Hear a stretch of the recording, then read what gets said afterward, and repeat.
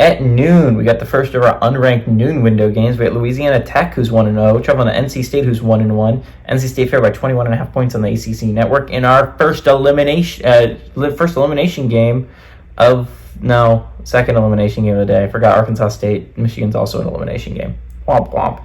But another elimination game of the day. We got Louisiana Tech. Blake Baker went 12-24, threw for 207 yards, 1 touchdown, 2 interceptions.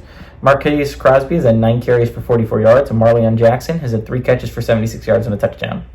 Grayson McCalls went 41-62, throwing for 422 yards, 3 touchdowns, 2 interceptions. Jordan Waters on the ground has had 27 carries for 120 yards and 2 touchdowns. And Kevin Concepcion has had 14 catches for 174 yards and 3 touchdowns. NC State's 2-0 all-time against Louisiana Tech. 2 games have gone from 2-game winning streak for NC State from 2013 to 2021.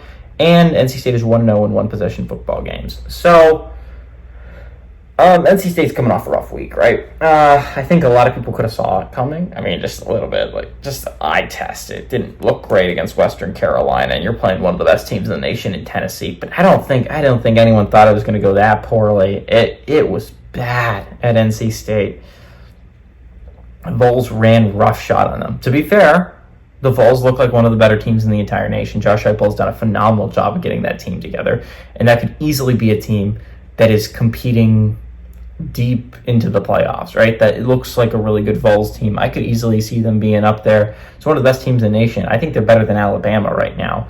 But NC State should have looked better than that. And in a year that NC State was thinking they could compete for an ACC championship and in possibly a playoff spot, that was a rough way to lose and kind of get rid of all those hopes, right? I mean, it doesn't really matter for the ACC championship game, right?